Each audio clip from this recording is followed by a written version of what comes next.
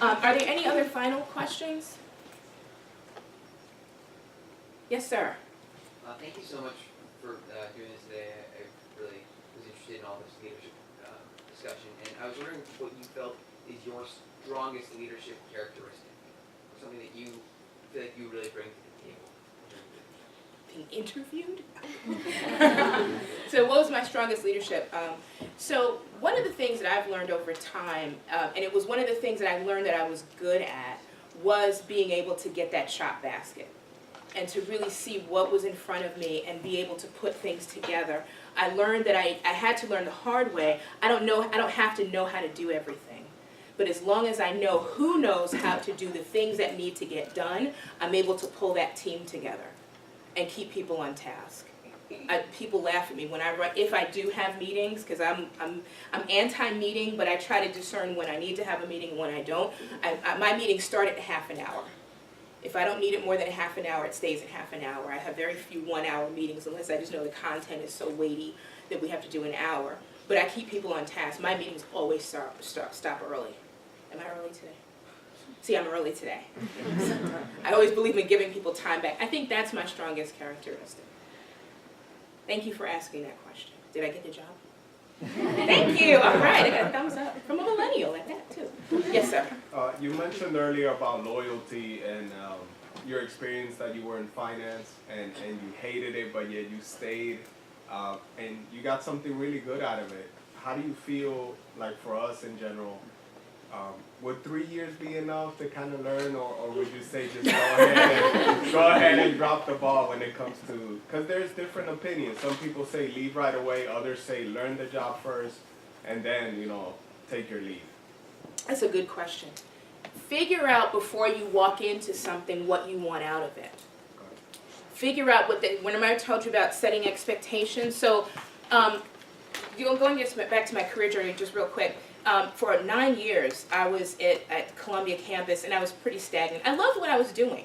I was working with the same woman that I worked for at the beginning. We had found our way back to each other. So we had a really great relationship. They used to call us Lucy and Ethel. And I was doing her budgets. I was doing operations projects. But new people came into the organization, and our chief HR officer met me. He had seen me 3 times. And he caught me at a gala that we were at. And he said, Calandra, right? I'm like, yes. He said, I don't know you very well, but I think you need to be higher in the organization. And I was like, really? Fresh eyes. And so he said, and I'm going to help you do that. He said, I want you to make an appointment with me. And I looked down at my drink. Did I really just hear that, or was it the vodka? And I did, and got new mentors. And they said new things to me. And this is what I tell people. I have 6 mentors, official mentors, that people that just come to me or I meet up with them. And I always tell them the same story at the beginning. Figure out what you want to do. I hate the term 5-year plan. But when you put it in a different perspective, it's not so bad. What is it that you want to do? So I'll tell you what my plan was at the time. So this was about 4 years ago, I guess. And he said, Calandra, you could be a CEO. You really could. You could be a COO. You could do that here or at another hospital. So he said, so what do you need to do? I was a functional manager at the time, meaning I had no staff under me, but I was a manager. He said, well, in this institution, in New York Presbyterian, you don't go from manager to VP. So he's like, so what are your steps? Well, I have to be a director, then I have to be a VP. Now, I know I keep telling you don't get concerned with the titles, but this was just the framework we were working in. So I knew that I wanted to be a VP by the time I was 50. So I'm 49. I had 1 more year. I'm almost there. So I had the hashtag was VP by 50. Okay. So that was my goal. I'm almost there. That was my goal. And I knew I had to be a director. So what he told me was, plot your trajectory. Every point is going to get you to where you want to be. So that as you're making decisions, like, do I stay, do I go, think about, do I have enough knowledge to get me to the next point? If I had enough, see, those are good questions, but if you plot the trajectory, then any question you have, it's like the magic 8 ball. Okay, how many know what a magic 8 ball is? Oh, good, okay. I keep making these generational references. I just want to make sure we're on the same page. But you keep shaking up the ball is to answer what the question is, but because you have that trajectory, that's what's answering the question for you. So it's not a question of should I, should not. It's a question of, am I prepared to get to that next point?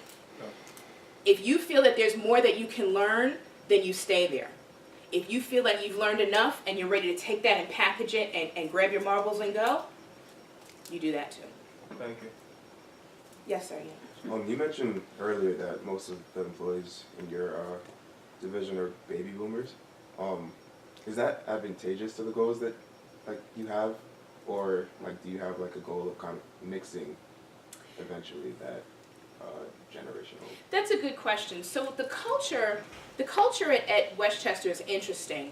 Even though we have a lot of baby boomers, we are forward thinking, because remember, we're part of a bigger hospital. The bigger hospital, we do have a bigger mix that may have more Gen Xers and Gen Yers. So we do have a corporate culture that does spill to Westchester. So we're all going to do what the rest of the hospitals are doing. So somehow we're still able to have some of the better metrics. We just had our employee engagement survey. We actually had the highest employee engagement results on our campus than any of the other 7 campuses. So the answer to the question is, sometimes you can still move forward, even having a full baby boomer force. Now, it's not a question of, well, if it ain't broke, don't fix it, because I am still trying to fix that. But the question is, how willing are people to move forward? There is going to come a time when you're going to be having a workforce that's not going to want to move ahead. So you know what you do? Sometimes you have to reinvent. I don't like the term buy-in. There's a couple of words I don't like. I don't like the word buy-in. I don't like the term networking. I like building relationships much better. It's much more effective. I don't like the term buy-in. So if I have a new idea, I don't want to get everybody's buy-in. That means that everybody's got to agree with me at the end of the day. I don't want everybody to agree with me. What I want to see is how all of us have skin in the game. And there's a difference. I want people to see, how is it going to affect you? So how do you get to those baby boomers that don't want to seem to change? You engage them. Whatever it is that they are offering, use that to the advantage. So maybe there's somebody who likes things status quo, likes things the way they are. Think of something that they can do to help the process. Get their gift area, because they were good at something. Let them be the elder statesman. Let them be the one to say, well, maybe they're the first one you ask, what do you think about this? Give them that respect. So remember I told you I had that one employee that was concerned because she was the only clinician in my group. She happened to be one of the older employees. So I would always go to her first and ask her a question. Learn to leverage the people around you. That's not in a bad way. Learn to leverage the people around you. Did that answer the question? Yes, thank you. Yes, sir. Obviously when you become a manager, whether it's a director or VP, I think you kind of begin to align yourself, or your responsibilities are more towards the organization. Mm-hmm. You may be privy to extra information that your direct reports aren't. And I'm curious how you manage your responsibility to the corporation, the organization, versus your responsibility to the people that you oversee. And how does that kind of impact your leadership style, ability, things like that? That's a good question. So I always look at myself, I always tell people I'm an agent of the hospital. One of the things that I tell my team as they're communicating with their teams, don't ever sit there and disparage the hospital. You may not agree with, so let's say there's a command coming down from the COO that we're going to do X, Y, Z a certain way. And maybe you don't agree with it, but that's the way it has to happen. So the first thing is I have to process in my mind how I'm going to deal with this. Because I may not have been in favor of it, but you know what? This is the direction the hospital's going in. I'm an agent of the hospital first. So I need to pass that down.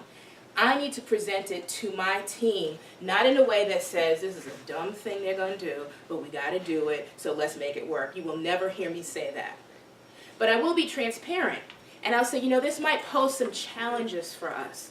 So let's think about how we can work through this together.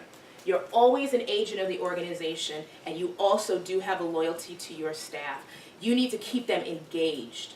So I believe in being very transparent with my staff.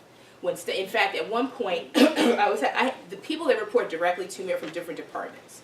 So it's kind of weird having a team because everybody's doing something different. So what I did was, instead of having all of my own staff meetings, I have one-to-ones with each one of them. But I actually absorbed them into our CNO staff meeting. Because all I was doing was taking what she said at her meeting and giving it to them. I said, well, why not bring them in her meeting, and we can all talk about it, and it makes more sense. So I believe in transparency. So that's how you bridge the gap between those two. Thank you so much for being here today. I echo everyone else's thanks from before as well. I actually had my first hospital job at what is now a New York Presbyterian campus. Is it Lawrence? What? Lawrence? Brooklyn Methodist. Yeah. I had a question more so about what unique challenges you face working with operations of behavioral health facilities that differ from a traditional med-surg kind of department. It's funny that you asked that question. She asked what were the challenges of behavioral health. When I talked to Danielle, I said, well, I didn't know what I was going to talk about today. So I said to Danielle, well, what do most people talk about? They're like, well, they talk about everything. I said, well, do you want to talk about my career journey? I was like, I could do that in one slide. So she said, well, what was it? I said, well, what made you think I could speak? What was it that you thought? He said, well, I thought it was interesting in all those years you spent at med-surg, and now you're in behavioral health. That would have been 2 slides, so that didn't work. So I'm glad you asked the question. So my answer to you is this. Moving into behavioral health. So one of the things that I tell my mentees is sharpen your skill set. Learn what your skill set is. That's not what you did in your job. Your skill set is what you have the ability to do conceptually, so that you could take those transferable skills anywhere you go. So I had transferable skills that I brought. Learning about behavioral health was just learning behavioral health. The frustration I have with behavioral health, and we've been doing a lot of work with Brooklyn Methodist because now my COO is over all of our behavioral health, and there is a behavioral health unit at Brooklyn Methodist. So we're doing a lot of work with them. We're partnering with them to help them. They just got through their joint commission survey very successfully. What's frustrating to me about behavioral health is the extra added layer of regulations. I know about Joint Commission, I know about, CMS and all those other regulatory bodies, I know the back and forth, but when I got in touch with OMH, the Office of Mental Health, it was a totally different ballgame. And there's an extra level of regulation.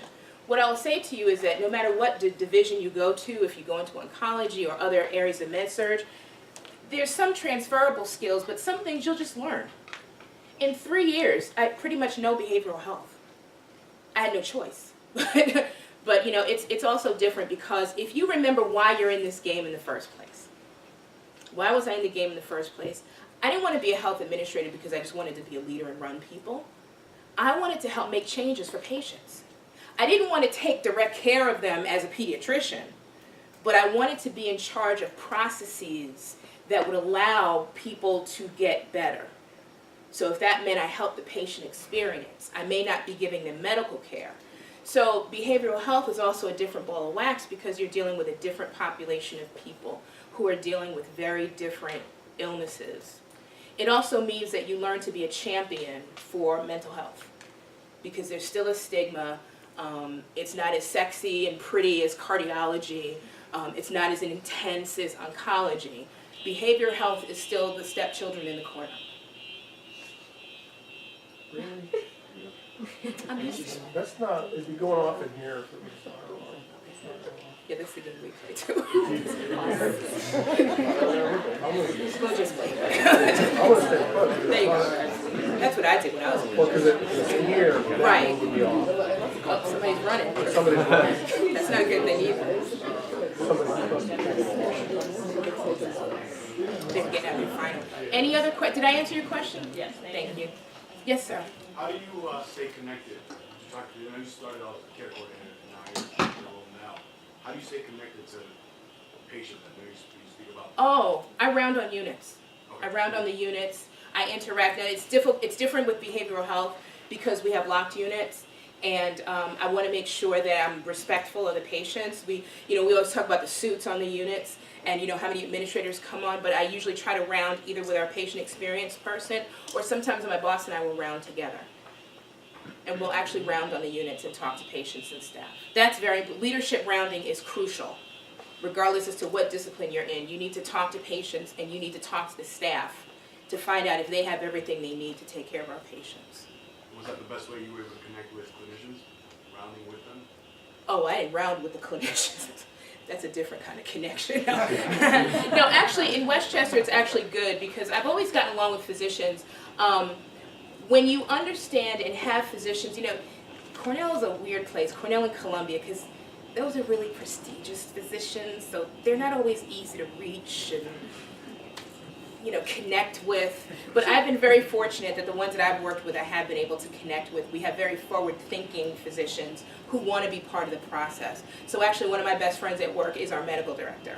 And so we do talk about clinical issues, and I'm able to connect with him and other clinicians. It's all about building relationships. Show that you're concerned about them. That's the best way to connect with people, is let them know you can. Ask them questions. Because they know more than you. There's always somebody that knows more than you or knows something different than you. The best way to connect with someone is say, I heard you were interested in XYZ. How did you do that? Just be visible. Yes, sir. It's like in this industry, it's really rare for someone to be somewhere for almost 30 years. Is that intentional, or did the cards just fall? The cards way? just fell that way. I went from, I started out when I didn't do the secretary thing too good. I was the coordinator for ambulatory care, and then one of our clinics that I used to do the budgets for opened up, so they sent me out there. When the hospitals merged, New York and Presbyterian Hospital merged, they were looking for finance people. I'm like, I don't know finance. They said, but we're looking for operations people who understand numbers. So that's how I ended up in finance. But remember, it's because I had made relationships with these people. I don't like to use this term, somebody tapped me on the shoulder, but that is kind of what happened. When I was in finance, I was ready to leave New York Presbyterian. That was the first time I was ready to get out of there. And I did go on a couple of other interviews. And then one year we had a budget crisis. The woman who was my mentor when I first started, she had a higher position. She needed help with her budget. They sent me to her. Is there do you think there's an advantage to that kind of continuity versus, the jungle gym approach that you mentioned before? No, not necessarily. It just happened that way for me. I could have gone to different organizations. It worked nicely for me because I was comfortable. It worked nicely for me because I got to know different people, and then I also got to continue connecting with other people because I worked on 3 different campuses. And then, adding Westchester just made it more robust. But, doesn't mean that I'm not ready to leave if I need to. It just happened that way. But that's a great question, though. Yes, ma'am. I know we talked about generations in the workforce, but what about generations as patients? Do they prefer one generation to assist them, and how do you deal with that? Well, we noticed it a couple of years ago, and we do retreats every year for our staff for patient-centered care, and we actually went through this exercise with the different generations so that it was a dual purpose. Remember I said at the beginning, you want to engage the staff so that you can give the patients a better patient experience. Well, one of the reasons you want to engage your millennials is because maybe the millennial nurses will be able to better connect with millennial patients. So in some ways, yes, we have to be cognizant that our adolescent unit is very different than our geriatrics unit, and we have to understand those differences as well. So yes, it does spill over. Wow. Yes. Thank you. I was wondering how you deal with healthcare disparities. I don't know if that's something that you kind of have to deal with in behavioral health. Maybe it was more of a finance thing, but I feel like in New York, there's a lot of people who are really, really poor, and it's kind of hard for them to go to good hospitals like New Presbyterian. They'll end up at Jamaica Hospital. Which is right up the street from me. Okay. Oh, me too. Yeah. I don't live that far from Jamaica Hospital. Yeah, it's not. They're working on it. Yeah, I don't want to either. Yeah, no, you're right. But yeah, so is that how do you guys work on that at New Presbyterian? Because unfortunately, that's not a place that's not a part that I am. We have a whole population health area that talks about all of that, and I have not been involved in those conversations. That's been my own kind of, personal, research and looking at it and speaking to it. I haven't had much interaction with the folks who are looking at that. But that's a great question. Yes, ma'am. Next to you. Jess, did you have a question, Jess? I did not. I was. Oh, I'm sorry. You just. Oh, okay. That's good look. Okay, that's camaraderie. That's good looking at. Okay, somebody else over here. Yes, sir. Do you find that there's particular generations that are more difficult to lead than others, and kind of building off that? Can you talk about an experience where you had difficulty leading somebody, how you kind of work through that? What's interesting is as much as I talked about generations, I try not to think of it that way. I try to then think of them as individuals. And then see, is there something in their generation? So there was someone I worked with who was of a millennial age. But I realized I was blaming a lot of things on her being a millennial when I realized that she just wasn't that good. That was her. It was an individual thing. So I should have caution you that sometimes it's not about just trying to figure out who's from that generation and why they do things the way they do, but as an individual, they have baby boomers who may have millennial tendencies. You know, you may be a millennial. I worked with a young man who was a millennial. We used to call him the old millennial because he was of a millennial age, but he also had some baby boomer wisdom that was kind of freaky. So what I would say to you is, if you find that difficulty, find all the reasons why there's a difficulty in leading that person. Because it may be generational and it might just be them. Yes? Kind of on the flip side of that, have you ever had a situation where you had an employee that's been there for so long that are just kind of stuck in their ways, and you had some new initiative that they just wouldn't take on? Or is there any way you like specifically dealt with that? Well, I have not, but the few people on my direct staff, it's weird because the culture at Westchester is so different. You know, we have a lot of one-man operations in some of our areas. We're a large hospital, we have a small administrative staff. I can't say that, and I don't know if it's because they've just kind of gone along, but I'm the kind of leader that I'm saying if we have to, one of the things that I often say to people is the work's got to get done. So maybe you might not want to do it, but it's got to get done. And there have been times when I have restructured if the work's not getting done. You always have to have your kind of your source of truth and your linchpin that everything else hinges upon. And one of my linchpins is the work's got to get done.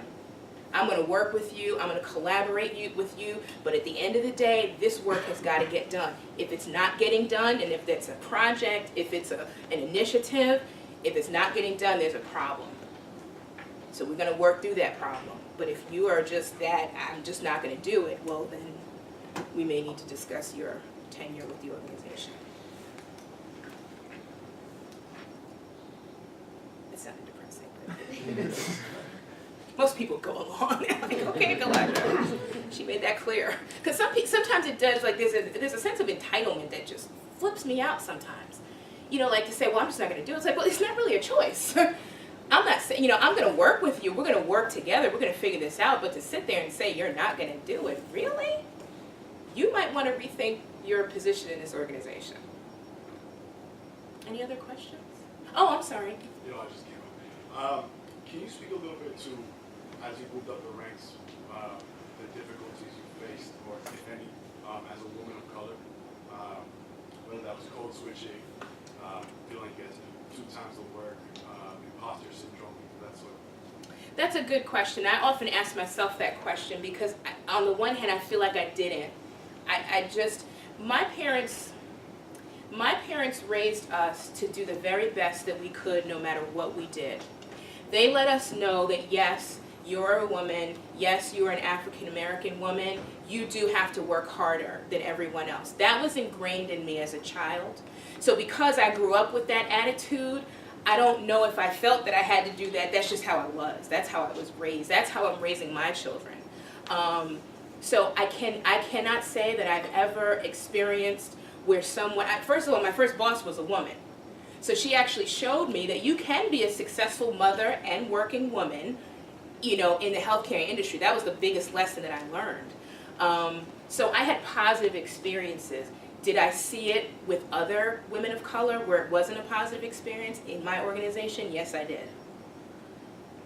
And I have seen it.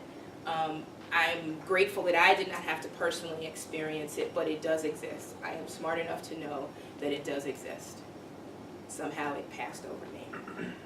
I do see disparities as I get older, but then I guess I always think of what my dad said. My father was he was a postman. He was a supervisor in the post office, blue-collar worker, and I would tell him when I first started working at the hospital, I'm like, oh, Daddy, they do this, and this is the culture, and he would always say to me, Kalondra, just do your job.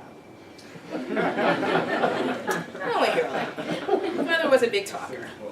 He said, just do your job. And years later, I still say the same thing. I believe right now he's smiling down on me going, that's what I told you. And I still say that, just do your job. I try not to get wrapped up in those things. I understand that they exist. I know that they exist. I've seen it. I've seen it to friends of mine, and I've worked with them and counseled them through it. But I'm just grateful that I didn't have to go through that, and I just do my job. That will burn you out. It'll burn you out. And if you feel that you're in a position where you gotta jump over hoops because they're not recognizing you because you're a person of color or because you're a woman, then you get out of that organization. Plain and simple. I know you got student loans to pay, but I'm also a firm believer in what is for you is for you. If it's meant to be, it's meant to be. Any other questions? There was another hand up there. No other questions? Thank you so much. I really enjoyed it.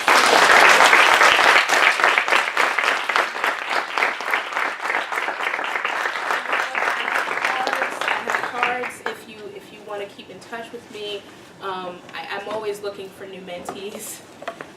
So I really appreciate you being here, and I appreciate your time and your attention. Thank you, Tony. Thank you, everyone. Just thank you. This was amazing for me.